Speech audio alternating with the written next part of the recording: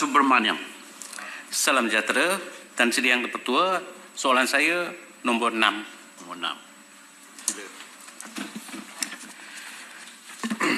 Tuan Yang Ketua, setelah lama terjejas ekoran pelaksanaan Perintah Kawalan Pergerakan PKP, pengumuman beberapa kelonggaran selaras dengan kemudahan bagi individu yang sudah menerima vaksinasi lengkap amat dinanti-nantikan oleh rakyat Malaysia.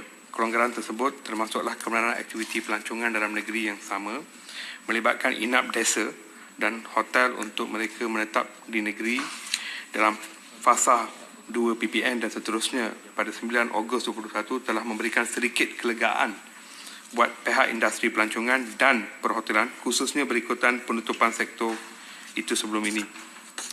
Perkembangan positif dapat dilihat apabila data oleh Persatuan Hotel Malaysia MAH melaporkan purata kadar penghunian dengan izin Average Occupancy Rate AOR alih-alihnya meningkat kepada 21.04% pada bulan Ogos 2021 dan 28.77% pada bulan September 2021 berbanding dengan 18.52% pada bulan Mei 2021 dan juga 16.38% pada bulan Jun 2021. Trend ini semakin baik apabila kerajaan mula membenarkan aktiviti pelancongan rentas negeri bermula 11 hari bulan Oktober 2021. Ini dapat dilihat apabila data yang sama menunjukkan kadar AOR terus meningkat masing-masing kepada 42.46% pada bulan Oktober 2021 dan 44.64% pada bulan November 2021. Sebagai perbandingan data oleh MAH menunjukkan bahawa kadar AOR pada tahun 2019 iaitu sebelum penularan COVID-19 adalah 59.99%. Maka mengambil kira bahawa sempadan antarabangsa negara yang masih belum dibuka secara sepenuhnya untuk tujuan pelancongan serta rakyat dalam negara yang mula menyesuaikan diri dengan melancong dengan norma baru, angka ini adalah satu permulaan yang baik. Seperti yang nyatakan tadi, rakyat Malaysia kini sudah mula menyesuaikan diri dengan gaya hidup norma baru, pembangunan prosedur operasi standard oleh kerajaan dalam melakukan aktiviti-aktiviti digunakan bukanlah untuk membebankan rakyat, malah untuk memastikan keluarga Malaysia dapat bersama-sama memendung penularan COVID-19.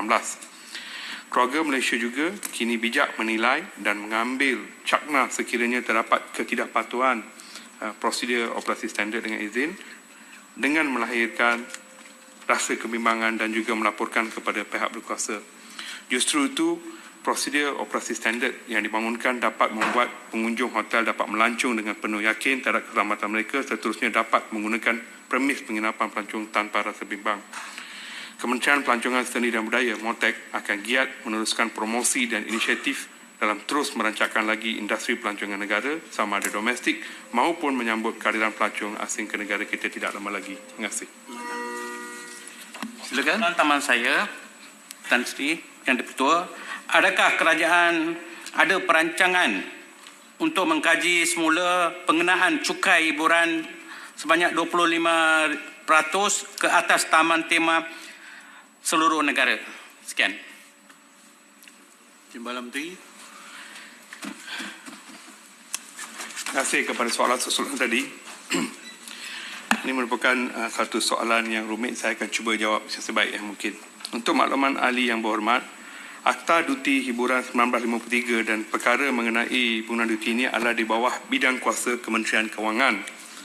Sehubungan itu, dalam hal ini, Kementerian Pelancongan Seni dan Budaya (MOTEK) tidak mempunyai sebarang kuasa atau pengenaan duti hiburan tersebut.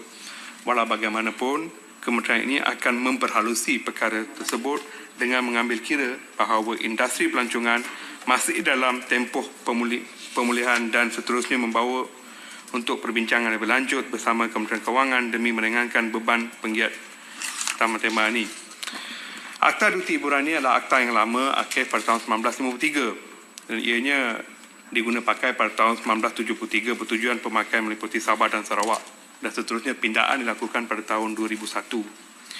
Tapi perlu ditekankan bahawa satu jawatan kuasa juga telah ditubuhkan yang dikenali sebagai Jawatan Kuasa Perundingan Akta Duti Hiburan yang berfungsi sebagai satu medium perbincangan antara Kerajaan Persekutuan dan juga Kerajaan Negeri. Ketetapan Majlis Kewangan Negeri pada 28 Disember 1999 telah bersetuju dengan penetapan kadar duti 25% ke atas jenis hiburan dan juga bayaran yang menggunakan tiket. Maka baru-baru ini kita telah tahu bahawa di negeri Pahang dan juga sebagainya, mereka telah pun mahu mengenakan 25% duti hiburan ini. Namun demikian, mereka bolehlah memohon kepada Kementerian Kewangan kerana Menteri Kewangan mempunyai kuasa untuk memberikan pengecualian dan juga sebagainya yang pernah lakukan sebelum ini. Terima kasih.